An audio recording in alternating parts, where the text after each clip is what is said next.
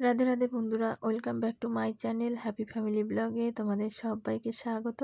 আশা করি সবাই ভালো আছে আর আমরাও ভালো আছি। তো দেখো বন্ধুরা, সকাল সকাল ব্লাড টেস্ট করতে চলে এলো আর তখন বাজে 8টা। তো আমি কিছুই খাইনি আর এই টেস্টটা না খেয়েই করতে হয়। তো সেই জন্য দেখো, আর আমার না খুবই ভয় লাগছিলো, মানে আগে আরও ভয় লাগতো, আগে তো ইঞ্জেকশন নিতেই ভয় পেতাম। কিন্তু বাবু যেহেতু পেটে আসার পরে তো তখন থেকেই ডাক্তার ইঞ্জেকশন এই দেখে দেখে মানে এখন অভ্যস্ত হয়ে গেছি। কিন্তু আমি তাকিয়ে থাকতে পারি না, তো আমি অন্যদিকে তাকিয়ে আছি। আহ, তাতে আমার কোনো অসুবিধে হচ্ছে না, আগে খুবই ভয় পেতাম। তো যাই হোক বন্ধুরা, বলে না সময়ের সাথে সাথে সব কিছুই পরিবর্তন হয়ে যায়। তো ওই জন্যই এখন ভাবি যেটা করতে হবে সেটা নিয়ে ভয় পেয়ে কোনো লাভ নেই। তো যাই হোক, আর দেখো টেস্টটা হয়ে গেল। তো এবারে খাওয়া দাওয়ার পালা। তো আমি খাওয়া দাওয়া করে নিয়েছি। তারপরে তোমাদের দাদাভাই দেখো মাছ রেখে দিয়ে গেছিলো। তো আমি মাছটা এবারে কেটে ধুয়ে ভালো করে নিয়েছি। আর এই মাছটা না সবাই, মানে আমাদের ঘরের সবাই খুব ভালো খায়। আর যেহেতু মাছ আমি অন্য দিন রাখতে পারি না, কিন্তু আমার মা যেহেতু আছে আমার কাছে, সেই জন্য ভাবলাম তো মাছ রাখি। অনেকদিনই খাওয়া হয় না, কারণ কি মা না থাকলে আমি একা, যেহেতু তো বাবু ছোট, ওকে নিয়ে আমার পক্ষে সম্ভব হয় না মাছ কেটে ধুয়ে, কারণ এগুলো করতে তো অনেকটা টাইম লাগে। মাংসতে দেখো অনেকটা টাইম লাগে না, কারণ চিকেন রান্না করা যায়, মানে ধুয়েই রান্না করা যায়, আর এটা তো কাটতে হবে ধুতে হবে, মানে প্রচুর টাইম লাগে মাছের জন্য। তো সেই জন্য, আর এই মাছটা আমার খুবই ভালো লাগে, মানে এই যে খয়রা ইলিশটা, আর একদম পুরো ইলিশ মাছের মতনই। আর ওই আমোদি মাছটাও মানে খুব ভালো খাই। আমোদি মাছের বিশেষ করে টক তোমার দাদাভাই খুব ভালো খায়, সেই জন্যই ওর জন্য রাখা। আর মাছের আমি না মাথাগুলো কেটে নিয়েছি আলাদা করে। তো মানে কি তোমাদের দাদাভাই মাথা খায় না মাছের, সেই জন্য। আর এই মাছটা না ভাজতে গেলে, মানে যখন তুমি একসঙ্গে পুরো মাথা শুদ্ধ মানে তেলের ওপর দেবে, তো অনেক না কাটা বাটা বেরিয়ে যায়, সেই জন্য। তো মাছের মাথাটা আমি আলাদা করে নিয়েছি। এইবারে মাছগুলো ভালো করে নুন হলুদ মাখিয়ে নিলাম দেখো। তো নুনটা আমি দেবো না, কারণ কি নোনা মাছ, মানে মাছে নুন দেওয়াই আছে। তো শুধু হলুদ দিয়ে মেখে নিয়েছি। আর এইদিকে এই দেখো লম্বা লম্বা করে বেগুন কেটে নিয়েছি, মানে আমি সর্ষে দিয়ে ইলিশ মানে এই রান্না করব, যেহেতু ইলিশ মাছের মতো লাগে, তো এটা সর্ষে বাটা দিয়ে করলে খুবই ভালো লাগে খেতে, সেই জন্য। তো আমি বেগুন কেটে নিয়েছি, একটা বেগুনকে 4 ফালি করে নিয়েছি।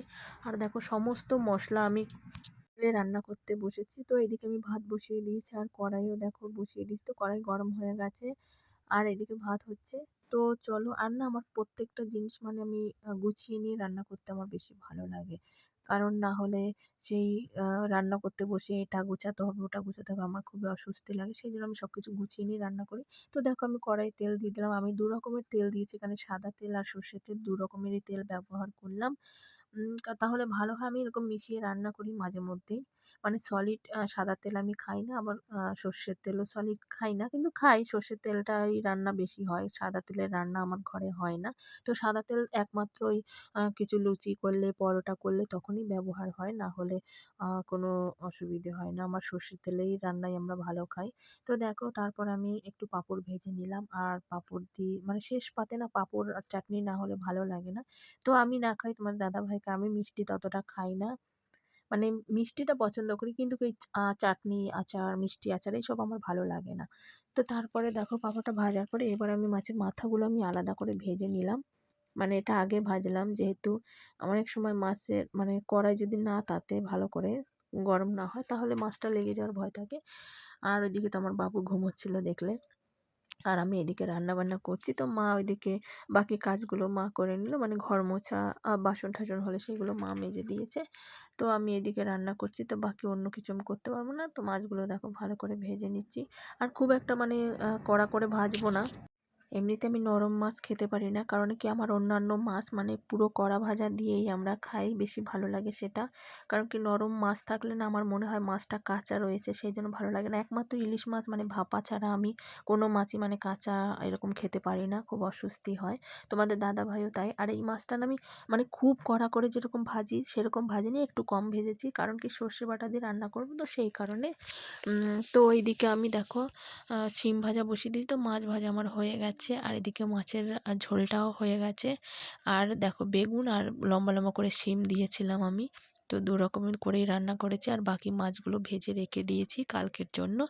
আর এদিকে আমার অনেক পদেরই রান্না করেছি, দেখো শিম দিয়ে মাছের মাথাটা ভেজে আলাদা রেখেছি। আর এদিকে উচ্ছে শাক করেছিলাম ডাল দিয়ে, এদিকে মোচা করেছি, ছোলা বাদাম সব কিছু দিয়ে মোচা রান্না করেছি, মোচা খেতে খুবই ভালো লাগে। তো আমার সমস্ত রান্না হয়ে গেছে, দেখো গ্যাসের ওভেনটা মুছে আমি খাবারগুলো রেখে দিয়েছি ভালোভাবে। আর এদিকে আমার সব কিছু হয়ে গেছে। তো এবারে ঘরটা মুছে আমি স্নান করব। তো মা মুছে দিয়েছিল, কিন্তু রান্নাঘরটা যেহেতু মোছা হয়নি, তো সেই জন্য রান্নাঘরটা আমি মুছবো। আর সমস্ত কাজ কমপ্লিট হয়ে গেছে। তো এবারে দেখো আমি স্নান-টানান করে না এসে দরজার সামনে বসে আছি। না আমার কিছু ভালো লাগছে না। কেন জানি না, মানে মাঝে মধ্যে এরকম হয়। আর খুব একটা না খিদে পেলে আমি খেতে পারি না। আমার খুব অস্বস্তি হয়। মানে খিদে আমি একদমই সহ্য করতে পারি না। মানে যখন খিদে পায় তুমি যাই খাও, একটু ২ টো বিস্কুট খেয়ে জল খাও তাও ঠিক আছে। আর আমাকে সবসময় এইজন্যই মানে বকা খেতে হয়। তোমার দাদাভাই মানে আমাকে সবসময় বকা। আর খাবার তো সবসময় ঘরে থাকে। কিন্তু কি না বলো তো, মন মানে চায় না অনেক সময়। খেতে ইচ্ছে হয় না। খিদে পায় কিন্তু তারপরেও ইচ্ছে করে না খেতে। সেজন্য আমি মনটা খারাপ করে মানে বসে আছি। মানে আমার কিছুই ভালো লাগছে না। তো মা একটু বাবুর কাছে শুয়েছিল পাশে, মানে বাবু যেহেতু ঘুমোচ্ছে, তো মা আমার একটু শুয়ে আছে। চলো ওই দেখো বাবু ঘুমোচ্ছে। আর মা ওইদিকে পাশে শুয়ে আছে। আর আমার মা বলছিল যে, "তুই একটু ঘুমা।" আমি বলছি, "না।" কারণ আমি দুপুরে কোনো দিনই ঘুমোই না। আমার না একদম ভালো লাগে না দুপুরে ঘুমোতে। আর দিনের বেলায় দেখবে ঘুমোলে না কেমন যেন বোকা, বোকা লাগে ঘুম থেকে উঠলে। কোনো কিছু ভালো লাগে না, কোনো স্বস্তি পাই না শরীরে। সেইজন্য আমি দিনে কোনো দিন ঘুমোই না। তো চলো, তো আমি একটু বসলাম। আর টেস্টটা হয়ে গেছে তোমরা দেখলে, আর রিপোর্টটাও চলে এসছে।